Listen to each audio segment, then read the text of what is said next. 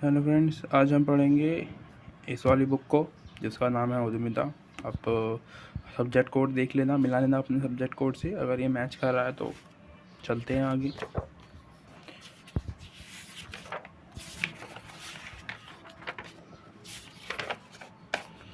तो आज हम पढ़ेंगे सबसे फर्स्ट वाला चैप्टर, यूनिट नंबर फर्स्ट। ठीक है, इकाई फर्स्ट, उद्यमिता की जो इंट्रोडक्शन है उसके बारे में पढ़ेंगे हम।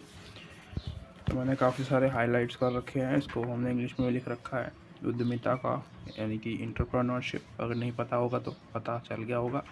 तो इसी बात पर लाइक कर देना, कमेंट कर देना, सब्सक्राइब कर देना, जो भी करते हैं वो कर देना, मन करे तो। स्टार्ट करते चैप्टर।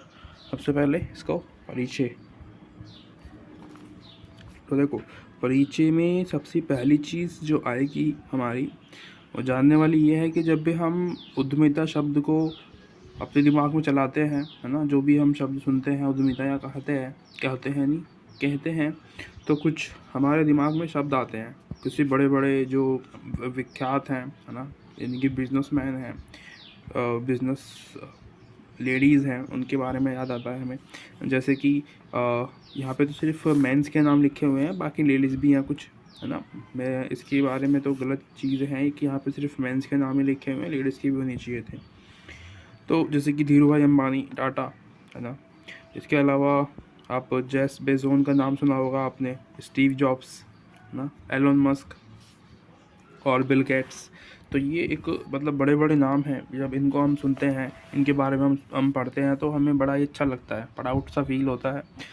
इंडिया के बारे में सुनते हैं कि टाटा अंबानी, टाटा जो है, टाटा जी हमारे वो मतलब बड़े व्यापारी हैं, उन्होंने क्या क्या बड़े रेंजरों को ख़रीद रखी है कंपनी।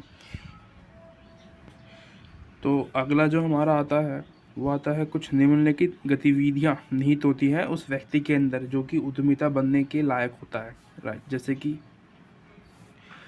पूरी तरह से अभिनव विचारों को नेतृत्व करना, यानी कि जो नए नए विचार होते हैं अभिनव, उनको एक तरीके से फॉलो करना। सेकंड आता है मौजूदा उत्पादों के अधिक उत्कृष्ट किफ़ायती संस्करण बनाना, यानी कि जो चीज़ पहले बहुत महंगी आ रही थी उनको सस्ते में कन्वर्ट करके लोगों को देना, है ना। लोगों को यही चाहिए इंडिया में तो स्पेशली यही चीज़ चलती है। जो बिजनेसमैन हैं वो ऐसे चलते हैं जो कि चीज़ों को जो महंगी है सस्ती करके बेच सके, है ना। क्योंकि यहाँ पे अमीर व्यक्ति भी सस्ती चीज़ खरीदने में पसंद करता है ना, ज़्यादा विश्वास रखता है। एक नया व्यवसाय मॉडल बनाना, है ना। व्यवसाय मॉडल मतलब बिजनेस का एक मॉडल होता है जो वो बनवाना या बनाना, खुद से एक नया तरीका ईजाद करना। जो उत्पादित अभी मौजूद है उनके लिए बाज़ार का निर्माण करना, या मौजूद जो है उनके लिए ग्राहक ढूंढना, जो उसके पास प्रोडक्ट हैं अभी अवेलेबल, राइट, उनको कम में देना, या जैसे भी मतलब उनको बेचना है। मेन पर्पस होता है एक व्यापारी का। इसके अलावा यहाँ पे आते हैं उद्यमिता की अवधारणा और परिभाषा। तो कॉन्सेप्ट है जो उद्यमिता का वो कुछ इस तरीके से, अगर आप इसको पढ़ोगे तो आपको दिखेगा कि ये फ्रांसीसी शब्द से लिया गया है। मैंने लिखा हुआ है यहाँ पे वैसे, पर मैं यहीं से बता देता हूँ ताकि आपको दिक्कत ना हो। आप एक इसको हाईलाइट कर लेना अपने उससे, हाईलाइटर से, राइट। और इस जो फ्रांसीसी का शब्द है उसको बोलते हैं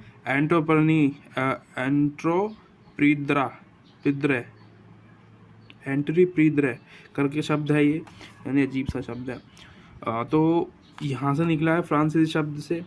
तो इसके अलावा रिचर्ड जो है अपने कैटलन, उनका कुछ मानना है, क्या मानना है उनका, ऐसा मानना है कि एक उद्यमी जोखिम लेने वाला व्यक्ति है जो उद्देश्यपूर्ण ढंग से संसाधनों का आवंटन करता है और लाभ को अधिकतम करने के अवसरों का लाभ उठाने में सक्रिय भूमिका निभाता है। यानी कि जो भी उसके पास होते हैं उत्पाद, उनसे लाभ कमाता है, लेकिन उनसे लाभ कमाने के लिए थोड़ा सा जोखिम भी उठाना पड़ता है उसको। ठीक है, परेशानियां उठानी पड़ सकती है, जोखिम में चला जाए, लॉस में चला जाए बेचारा वो। तो ये सब चीज़ें हो सकती है एक एंटरप्रेन्योर के साथ, ठीक है, एक बिजनेसमैन के साथ। बिजनेसमैन कहते हैं या एंटरप्रेन्योर कह लो, जो भी है एक ही बात है, मुझे तो एक ही जैसा लगता है। इसके अलावा यहाँ पे मेरे को समझाना था आपको कुछ, तो परिभाषा मैंने बता दी, बाकी कुछ और भी यहाँ पे ब्लैक में लिखा हुआ है, बाकी आप देख लेना। इसके अलावा कुछ विशेषताएं होती है एक एंटरप्रेन्योरशिप की, है ना, कुछ खूबियाँ। जिसे हम कहते हैं। तो क्या होती है खूबियाँ, एक नया संगठन का निर्माण करता है, मतलब जो एंटरप्रेन्योर होता है वो, और जोखिम और जो अनिश्चितताएं हैं, यानी कि जो चीज़ें नहीं हो सकती उसको भी करके दिखाता है। मूल्यवान बनाता है चीज़ों को, ठीक है, पैसे वाला खुद को, अपनी जो साथ में काम करते हैं जो है ना, उनको पैसे वाला बनाता है। मूल्य वाला या वैल्यू वाला पर्सन विचार प्रक्रिया प्रणाली को बनाता है और कायम रखता है, यानी कि नई नई चीज़ों को खोज करना। और उसके अलावा निर्माण व्यापार विपणन शामिल है, यानी कि निर्माण करता है और निर्माण का अंदर व्यापार करता है, चीज़ों को नई नई तरीके से, है ना, निर्माण करता है, यानी कि इनोवेशन डिस्कवरी करता है। प्रबंधन गतिविधियाँ शामिल होती हैं, रोजगार उपलब्ध कराता है किसी देश में जिसमें कि वो होता है जाता है। इसके अलावा आप यहाँ देखोगे उद्भव, भारत में उद्यमिता का उद्भव कैसे हुआ, कब हुआ। तो देखो ये तो एक ऐसा है कि ये बहुत पुराना है, ठीक है, यानी कि ऋग्वेद जितना पुराना है, क्योंकि उस समय ऐसा बताया जाता है कि जो शिल्प होती थी ना, धातु की जो बनी हुई होती थी, तब से ही हमारे भारत में ये सब चलता हुआ आ रहा है बिजनेस। ये बिज़नेस आज का नहीं है, ऐसा माना जाता है कि हमारे देश में एक बिजनेस की स्टार्टअप हुआ था, ठीक है, क्योंकि यहीं से ही चीज़ें आना जाना ये सब लगता था। ये बाद में इन लोगों ने स्टार्ट किया है, जो बाद में अंग्रेज आए हैं, ठीक है, ये हमसे सीख के गए हैं बाहर, तो ये स्टार्ट कर दिया इन लोगों ने। ये हम तो जाति प्रथा में ही रह गए पीछे। इसके अलावा यहाँ पे देखोगे आप उद्यमिता के निर्धारक, तो डिटरमाइंस ऑफ एंटरप्रेन्योरशिप इंग्लिश में बोलेंगे इसको। तो जो भी निर्धारक मतलब डिसाइड करना, क्या डिसाइड करवाता है, जो भी चीज़ें हैं, यानी कि जो यहाँ लिखी हुई है ना, यहाँ पे आप जो भी देख रहे हो, जितना भी लिखा हुआ है, अगर आप इनमें से कोई हो, आपके अंदर मतलब कोई क्वालिटीज़ इनमें से है, इट मीन कि 50% 60% क्वालिटी इन ये वाली हैं जो इसमें लिखी हुई है, तो आप एक एंटरप्रेन्योर बन सकते हो, ठीक है, आप भी बन सकते हो, कोई दिक्कत नहीं है, कोई बड़ी बात नहीं है। अगर आपके पास थोड़ा सा पैसा है तो डेफिनेटली, अगर आप रिस्क उठा सकते हो तो। इसके अलावा अगला आता है हमारा समावेशी वृद्धि साहित्य उद्यमिता और आर्थिक विकास। तो ये आर्थिक विकास करता है, डेफिनेटली करता है, जो मैंने लिख रखे हैं यहाँ पे, ठीक है, ये यहीं से लिखे हैं मैंने, कहीं अलग से उठा के नहीं लिखे हैं। ये किसी राज्य की आर्थिक स्थिति को मजबूत करता है, एक नए उत्पाद प्रौद्योगिकी में एक प्रमुख भूमिका निभाता है, ठीक है। तो उत्पाद प्रौद्योगिकी यानी कि जो नई नई चीज़ें उत्पाद करता है, बनाता है, ठीक है, क्रिएट करता है, उसमें एक महत्वपूर्ण भूमिका निभाता है। हमारे देश में, भारत की अगर बात करूँ मैं, तो चीज़ों की कमी नहीं है, ठीक है, सब कुछ चीज़ उपलब्ध है, हर चीज़ भरी बहुत ज़्यादा मात्रा में है, जितने लोग नहीं है उससे ज़्यादा तो हमारे पास प्रोडक्ट्स है। तो वो क्यों हो पाया है ऐसा, क्योंकि कंपनियां इतनी सारी हैं जो कि उपलब्ध करा देती है उन चीज़ों को, ना, सस्ते में मिल जाता है हमारे देश में आज जो चीज़ें। अगर आप अमेरिका में जाओगे तो वो चीज़ जो हमारे यहाँ 10 रुपये की मिलती है, वहाँ $10 में मिलेगी। $10 का मतलब है 1000 रुपये, 1000 रुपये बोलते हैं, पता नहीं कितने बोलेंगे यार उसको, ठीक है। तो बहुत ज़्यादा महंगा सिस्टम है वहाँ पे, ठीक है। पर वहीं उनकी जगह मतलब उनके लिए डॉलर की कीमत कम है, हमारे लिए बहुत ज़्यादा है वही डॉलर की कीमत, है ना। 82 रुपीज़ 85 रुपीज़ हो गया हमारे यहाँ तो। ये बहुत चुस्त क्षमता के व्यक्ति होते हैं जो एंटरप्रेन्योर्स होते हैं ना, उनके अंदर बहुत फुर्ती होती है, बहुत स्टैमिना होता है, जिसके कारण वह किसी भी मॉडल में परिवर्तित कर सकते हैं ना, किसी भी चीज़ जो मॉडल होते हैं। अब जैसे कि देखो पहले क्या था, पहले हम बाज़ार जाते थे, चीज़ें ख़रीदते थे। अब क्या है, घर बैठे बैठे हम अमेज़ोन से, फ्लिपकार्ट से हम कुछ भी मंगवा सकते हैं। अब तो जूतों के लिए एक अलग वेबसाइट है, कपड़ों के लिए एक अलग वेबसाइट है, सूती कपड़े के लिए अलग अलग वेबसाइट है ना। कच्छे ख़रीदने हैं, बनियान ख़रीदने हैं तो उसके लिए अलग वेबसाइट है। तो आप समझ सकते हो कि कहाँ पहुँच गया है एंटरप्रेन्योरशिप, ठीक है। तो ये जोखिम भी उठा पाते हैं, उठाना जानते हैं, है ना। नए संसाधनों का प्रयोग कर सकते हैं, ये जो नई नई चीज़ें होती हैं जो कि और लोग नहीं करते, ये करते हैं, है ना। अब देखो ठेले पे जाओगे आप कुछ ख़रीदने, तो क्या होगा वहाँ पे, वो भैंसबाजी करेगा, सस्ते करोगे, है ना, उससे लगवाओगे, आधा घंटा बहस करने के बाद, जितना वो आधा घंटा बहस करने के बाद आपके लिए वो रेट लगाएगा, उतना ही आपको ऑनलाइन में घर बैठे मिल जाएगा। तो किस में ज़्यादा फ़ायदा है, ऑनलाइन खरीदेगा लोग, क्योंकि अब क्या करें, व्यक्ति को तो भाई सस्ते में चाहिए ना। इसके अलावा किसी भी राष्ट्र में उद्यमिता की भूमिका क्या होती है, रोजगार देता है, जो उद्यमिता होता है, क्षेत्र का विकास करता है, जीडीपी में वृद्धि करता है, लाइफ स्टाइल को अच्छा कर देता है है ना, और दूसरे देशों के साथ व्यवहार करने में महत्वपूर्ण भूमिका जाती है इसमें। इसके कारण आसपास के जो क्षेत्र होते हैं उसको भी सुधार किया जा सकता है।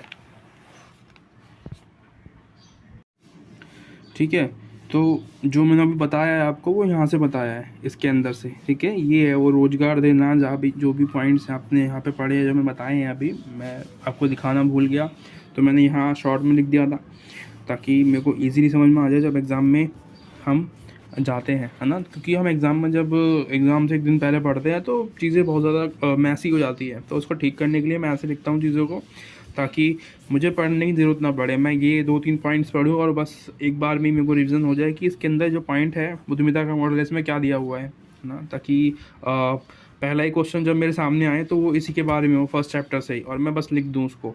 तो मेरा ये स्ट्रैटेजी होता है हम हमेशा जब भी एग्ज़ाम हो रहा होता है। इसके अलावा ये आता है आपका उद्यमिता का मॉडल। तो कुछ मॉडल्स होते हैं, इसमें जो पहला मॉडल है इसमें है महत्वाकांक्षी नवप्रवर्तक, यानी कि एम्बिशियस इनोवेटर्स। तो आप एक इनोवेटर बन जाते हो जब आप एक एंटरप्रेन्योर होते हो, है ना। नई नई चीज़ ईजाद करना आपके दिमाग में बस जाता है कि आपको नई नई चीज़ें निकालनी है कहीं ना कहीं से, जो चीज़ पहले से बनी हुई है। फॉर एग्जांपल ये हाइलाइटर है, ठीक है। तो ये हाइलाइटर पहले कैसा आता था, है ना, इसका एक स्केच टाइप का होता था, लोग स्केच से ही बेचारे हाईलाइट कर देते, अब ये आ गया है ना। तो ये इसका काम क्या है, इसका काम कलर भरना नहीं है, इसका काम है हाईलाइट करना चीज़ों को, है ना। जो भी शब्द लिखे हुए हैं ये इसको ढकता नहीं है, ये जो प्रोडक्ट है। तो ये खूबियाँ हैं एक एंटरप्रेन्योरशिप के अंदर, एंटरप्रेन्योर के अंदर, व्यापारी के अंदर, जो कि हर एक, देखो व्यापारी सब होते हैं, है ना। व्यापारी आप जो परचून की दुकान खोल के बैठा है वो भी है, लेकिन उस चीज़ को, उस व्यापार को किस लेवल तक ले जाना है वो एक एंटरप्रेन्योर कर सकता है बस। दूसरा पॉइंट आता है अनुकूल प्रवर्तक, यानी कि अडॉप्टिव इनोवेटर्स, यानी कि जो चीज़ जो व्यक्ति नए नए विचारों को अडॉप्ट कर सके, नई नई जो टेक्निक्स है, नए नई जो विचार हैं उनको ले सके, है ना, उनको फिर उनको एक अच्छे लेवल तक ले जा सके। जैसे कि एक एग्जांपल है आपके सामने, फ्लिपकार्ट अमेज़ोन का एक नया मतलब दिमाग लगाया था व्यक्ति ने कई साल पहले, जो आज उसके कोई टक्कर नहीं ले पा रहा है, राइट। जो दुकानें हैं ऑफलाइन वो सब बंद पड़ी हैं आज इसकी कारण से। इसके अलावा एकल रोजगार, तो वो बनता जो होता है और सामने वाला, यानी कि जो एंटरप्रेन्योर होता है वो सेल्फ एम्प्लॉय होता है, किसी के दबाव में काम नहीं करता, है ना। अपने जो कस्टमर्स होते हैं उनको अच्छी से अच्छी सुविधा प्रदान करने की कोशिश करता है। नियुक्त, यानी कि मैनेजर नियुक्त करता है, आपको करना पड़ेगा अगर आप एंटरप्रेन्योर बन जाओगे तो कल को। HR जो होता है या फिर इंटरव्यू लेके जो लोगों को जॉब पे रखता है। सामाजिक उद्यमिता, यानी कि सोशल एंटरप्रेन्योरशिप, जो एक समाज के लिए, सोसाइटी के लिए एक पॉजिटिव काम करे उसको बोलेंगे। एंटरप्रेन्योरशिप ही कर सकता है ये सब काम, है ना। सस्ते में जो चीज़ देता है वो अच्छा ही होता है, हाँ उसमें कुछ कटौती भी होती है, पूरी वो परफेक्ट नहीं होती हमेशा। इसके अलावा उद्यमिता के सिद्धांत, कुछ सिद्धांत दिए हुए हैं यहाँ पे, जिसमें से पहला है हमारा ये मनोवैज्ञानिक उद्यमिता के सिद्धांत, जिसमें कि आप पढ़ोगे कि जो सोशलिस्ट है ना, जो कि मनोवैज्ञानिक है, उनका ऐसा मानना है कि जो उद्यमिता होते हैं, यानी कि जो एंटरप्रेन्योर होते हैं, वो एक अलग किस्म के व्यक्ति होते हैं ना, उनके अंदर अलग ही एबिलिटी होती है चीज़ों को समझने की और करने की। इसके अलावा दूसरा पॉइंट आता है हमारा आर्थिक उद्यमिता का सिद्धांत, जिसमें कि सिद्धांत क्या है यार, ये कुछ भी नहीं है, इसमें है कि जोखिम उठाना बेसिकली, है ना। वो व्यक्ति बन सकता है उद्यमिता या एंटरप्रेन्योरशिप जो कि जोखिम उठाना जानता हो। अगर आप जोखिम नहीं उठा सकते तो you can't be an entrepreneur. इसके अलावा अवसर आधारित उद्यमिता का सिद्धांत, यानी कि अपॉर्चुनिटीज़,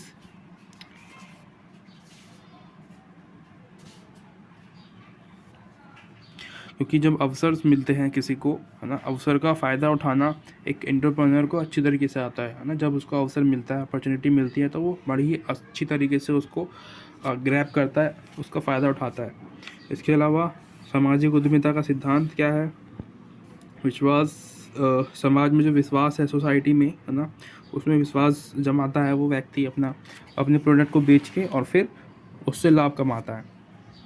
कुछ कंपनी देखी होगी आपने, वो विश्वास जमाने की कोशिश करती है लोगों पे। वो क्यों करती है? इसीलिए करती है ताकि लोग उसके प्रोडक्ट खरीदें। अगर विश्वास ही नहीं होगा तो कोई क्यों खरीदेगा, राइट।